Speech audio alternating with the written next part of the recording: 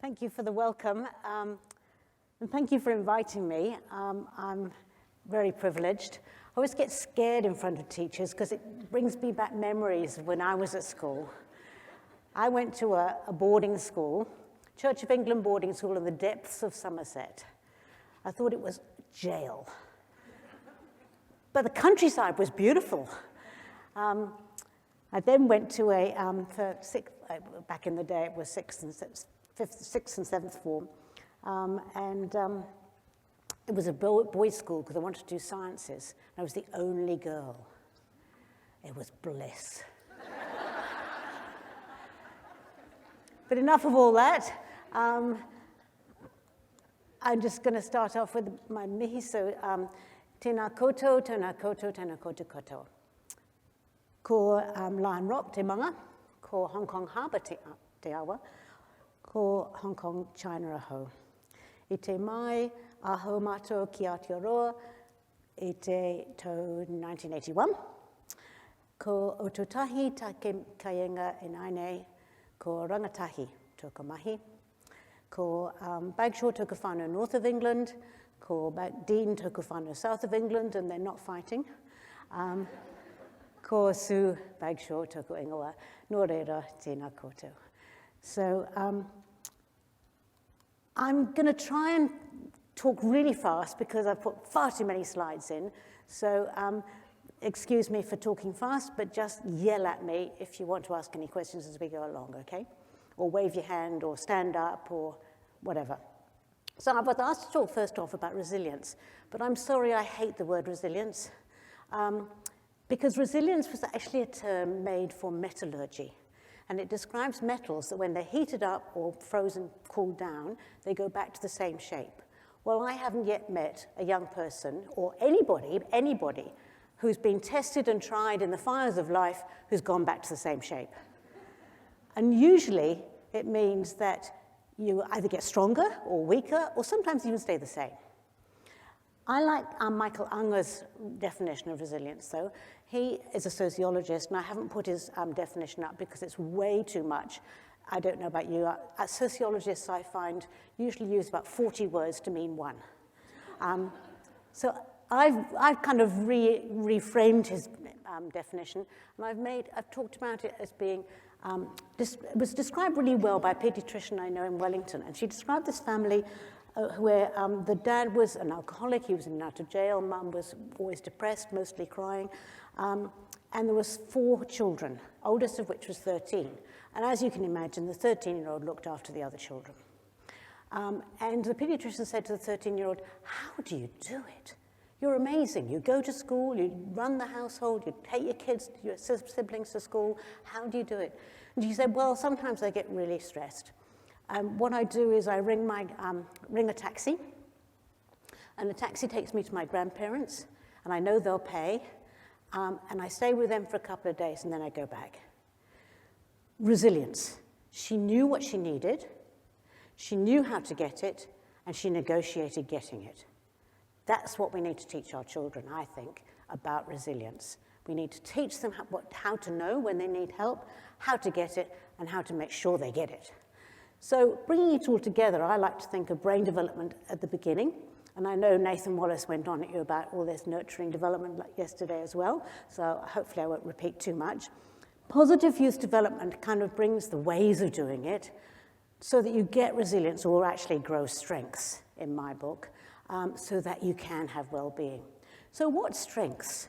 What strengths have you drawn on to deal with difficulties? Just think for 2 minutes. Future heads of Te Pukenga, what strengths will you draw on? I think that advert should say only saints need apply.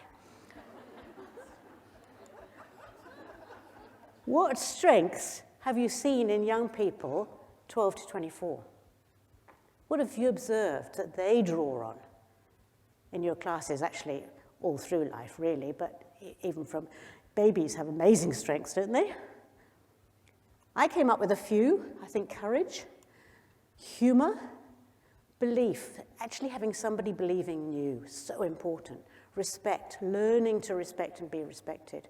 Acceptance, flexibility, stubbornness, Reframe, perseverance. Risk-taking, I'd love you to think of risk-taking and reframe it as a reward-seeking. And we'll talk about that in terms of dopamine in a minute. So how do you develop and grow and nurture strengths?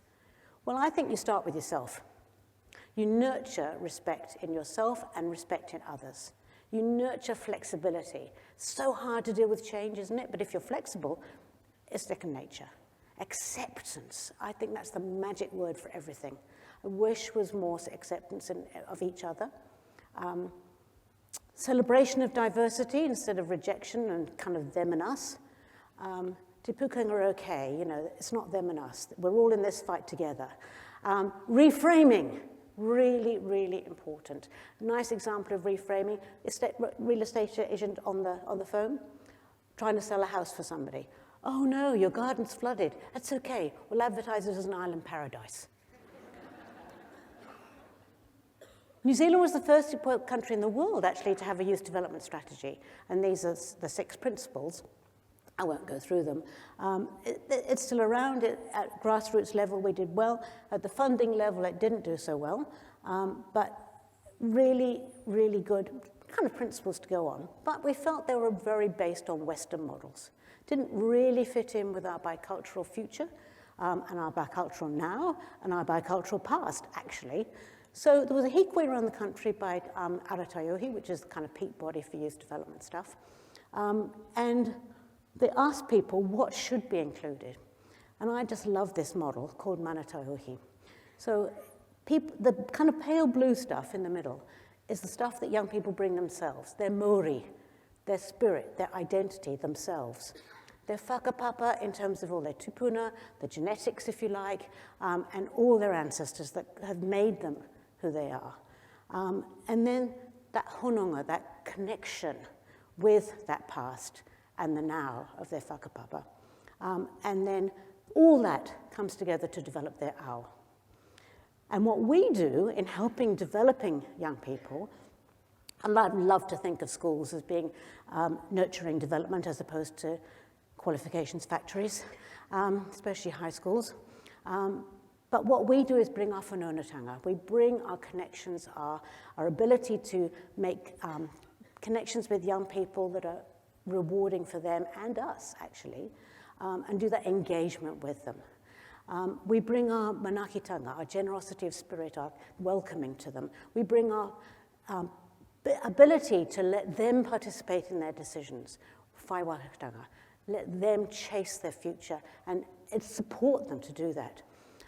All based on Mātauranga, the whole kind of scientific stuff, the Māori stuff, all that kind of good, I won't say it, but common sense.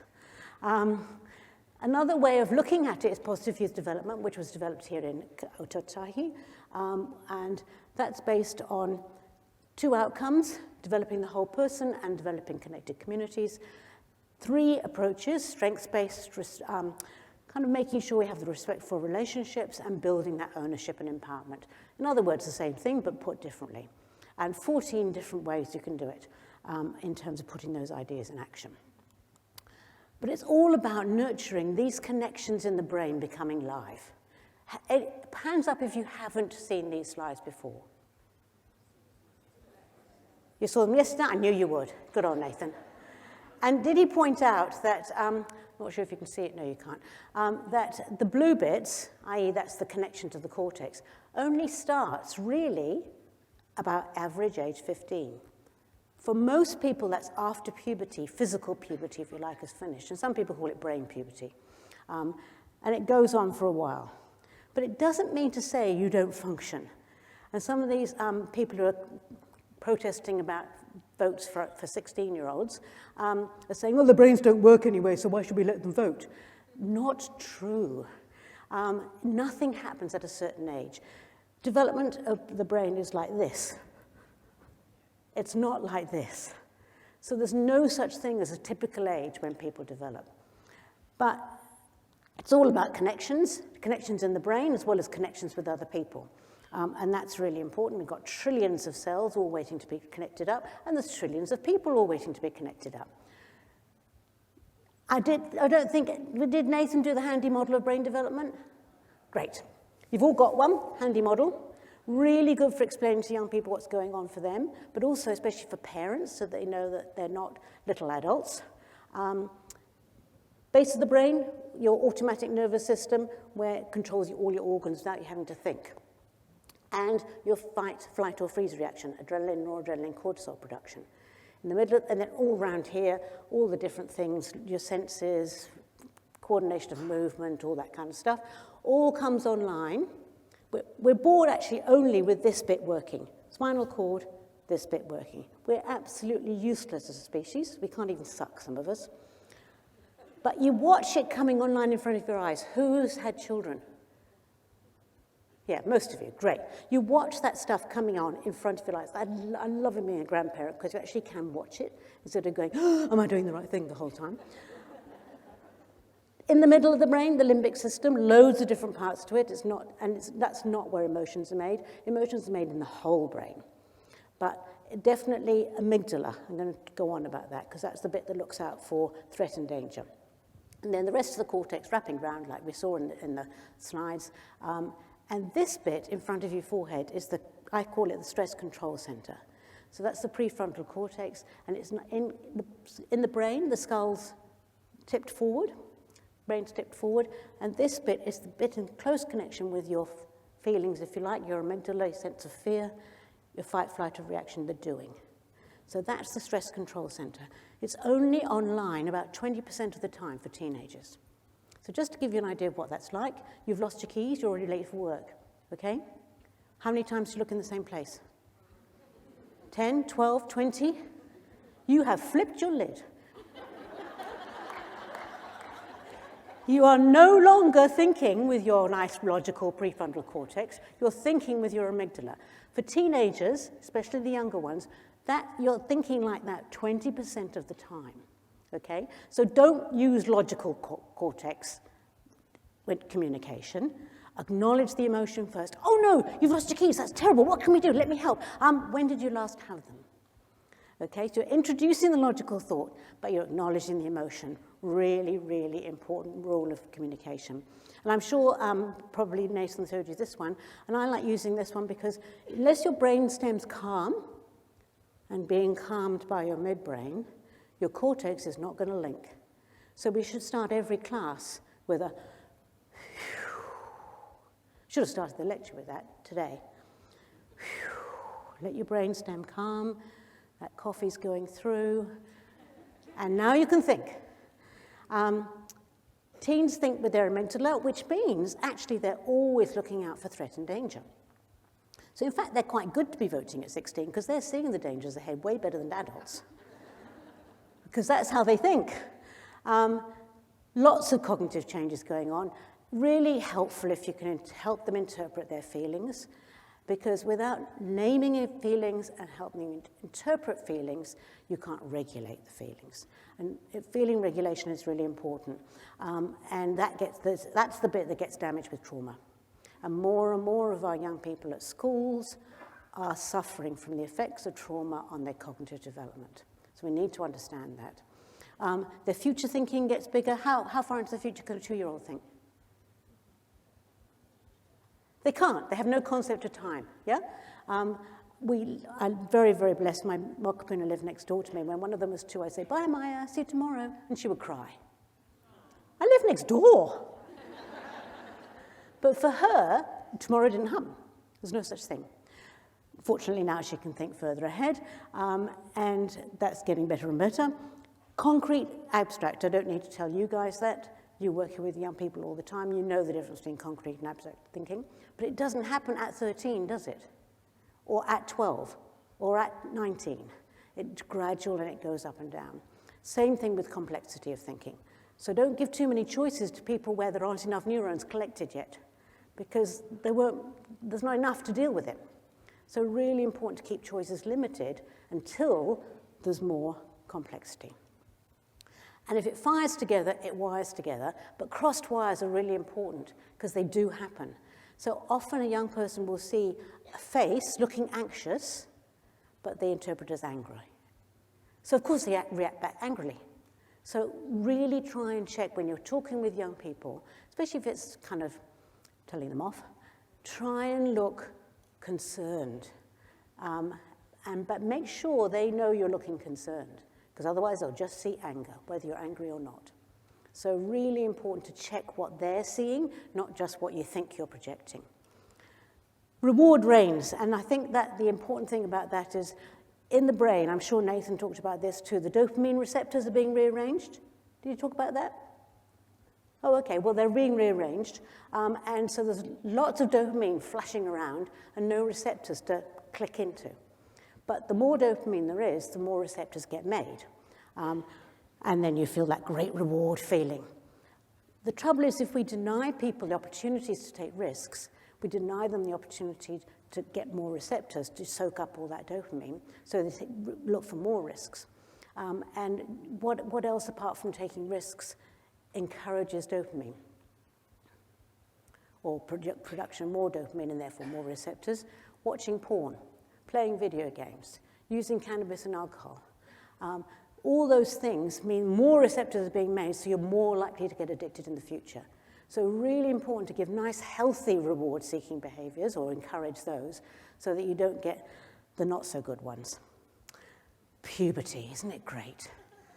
I often say I'm a youth worker with a medical degree, and I learned to talk about sex at family planning, drugs at the methadone program, and rock and roll at the Creative Arts Centre we started. Great camaraderie with young people. But they're developing a sense of morality. They're developing strong relationships. They've got loads. If you can give them more responsibility, that really helps. The best youth development program we helped to create was peer support teams.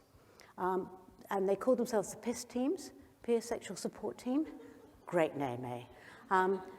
Because the idea was, who do you learn about sex from? Your friends, yeah? Behind the bike sheds before that, when they didn't have bike sheds. But actually, what do they learn? A whole load of myths. So if we can educate the peers, then maybe that will help the people they talk to. And so actually, the evaluation didn't show that it really helped young people. What helped young people was being in the PIS team.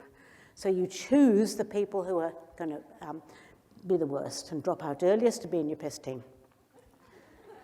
What stops development? Well, adverse child experiences, and hopefully you've all heard of the Adverse Child Experience Study, the ACE study, and basically being a victim of any kind of abuse or neglect, whānau member with mental illness, addiction, and in and out of jail, relative poverty, natural disasters, and that disrupts attachment.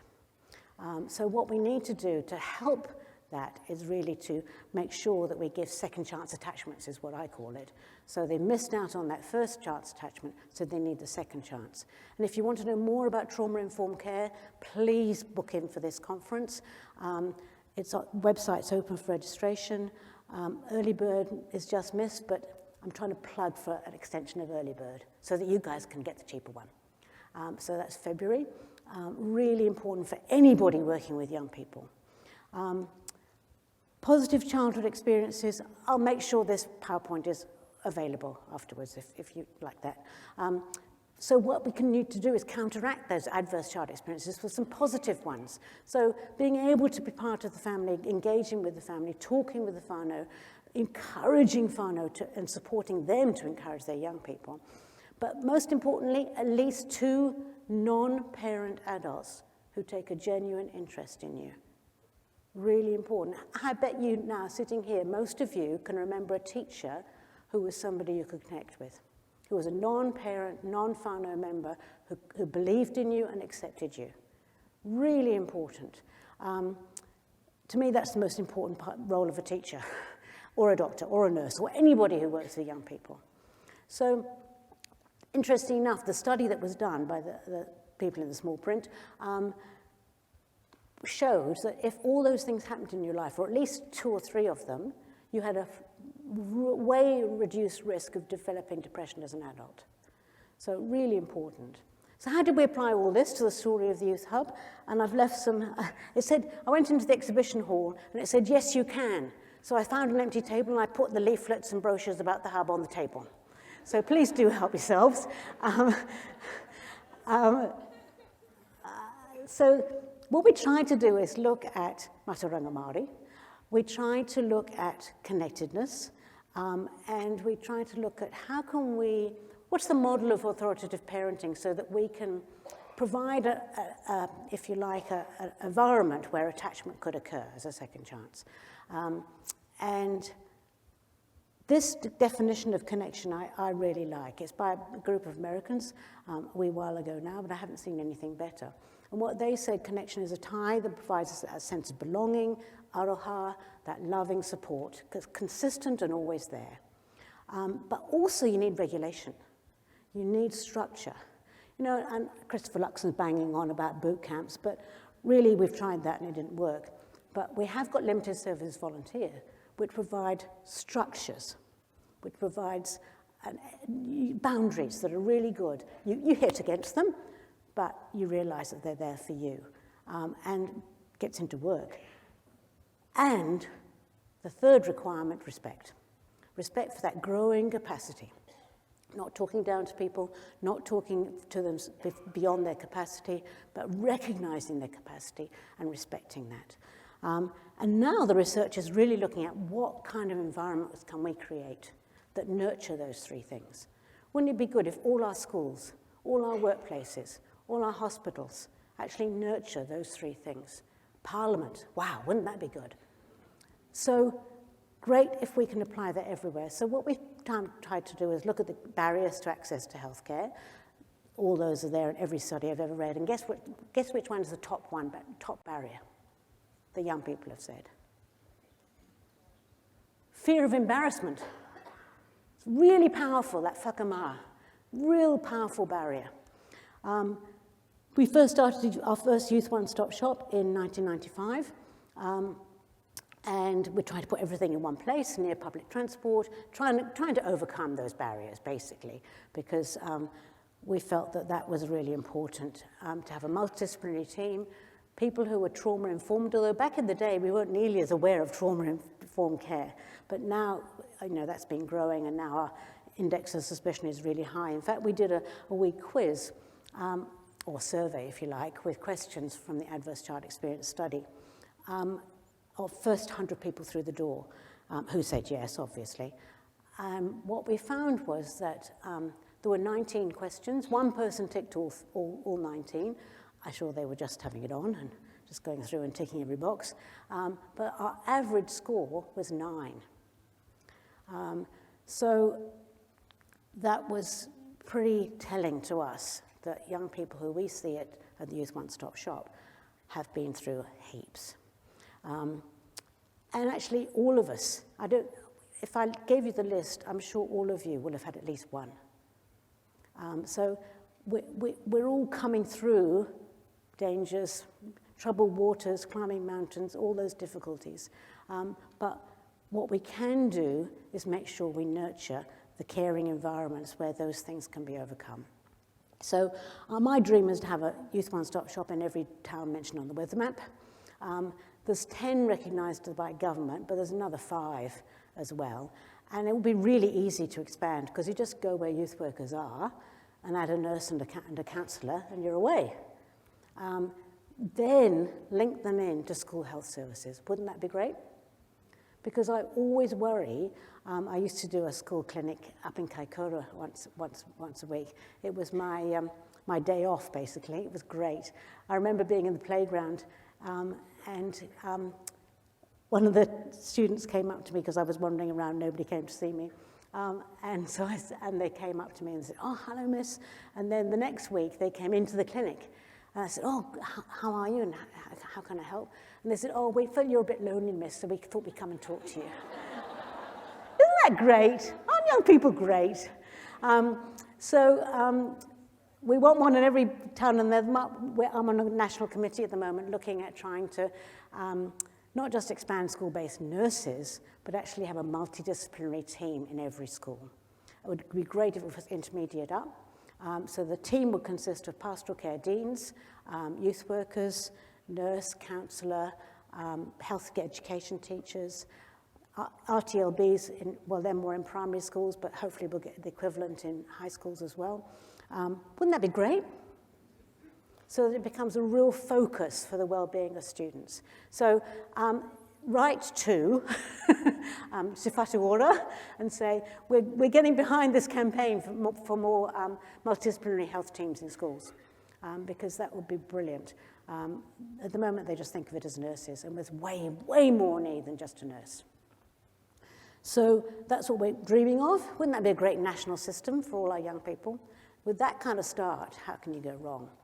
So at 198, we worked through a whole load of difficulties, funding crises, as you can imagine, the earthquakes, our building fell down, but we got through by working with others. And when we were looking for a new place, we found these little wooden houses in Barbados Street, and the owner of the 10 houses was going to make a killing with backpackers coming from all over the world for the World Cup. But of course, that didn't happen in Christchurch. So I said to her, oh, don't worry, we'll fill them with youth organizations that serve the young people from all over the world. Anyway, we had about 5 houses with about 16 organizations working together, which was kind of a proof of concept of bringing people together to work together. And it worked really well. People really enjoyed it. So we carried on and we tried to keep them together, and we formed some values and all that kind of stuff from the values of all the organizations. And I couldn't believe it, they're all the same. And actually, when I go around schools, you know how schools have their values and things blazoned on the wall, they're all the same. How can you say the same thing in so many different ways? It's amazing. But isn't that great in a way? We're all trying to strive together for the same goal. That's brilliant. And when we can do that, then we get places. We searched for land to do a purpose-built building because I was sick of hanging out in kind of converted warehouses. And bless them, Anglican Care purchased the old bowling club on Salisbury Street for our use. And they're leasing it to us for a peppercorn rent, which is fantastic. These are the organizations moving in. They won't be familiar to you from all around the country, but some of them are national.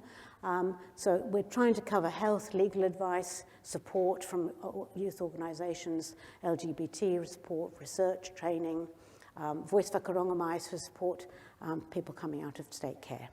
So loads of different organizations working together. Some will be key anchor tenants, some will be visiting. And that's our board. And this is what it will look like from the air. So the yellow roofs are the accommodation. So we felt that you can't really progress brain development if you haven't got somewhere safe you can sleep. And that'll be transition for 3 to 18 months. And then in the middle at the back, in fact, I'll start from the front because that's the Manaaki Tangawhare. So that's where it's youth drop in, pool tables, all that kind of stuff, learn to cook, have a shower. There'll be a carving workshop probably, an art gallery, and then a quiet space behind that. And then the event centre and a community arts centre. So while you're there, having fun, a great place to be, do you want some services as well? So all the services at the back. And then greenhouses on the roof. So that's the idea, to try and cover all the needs of developing young people in one place so they don't have to walk around for ages trying to find the place. And we're hoping that young people will feel great about it. We've blown the design budget because we have done far too much consultation with young people and with Māori.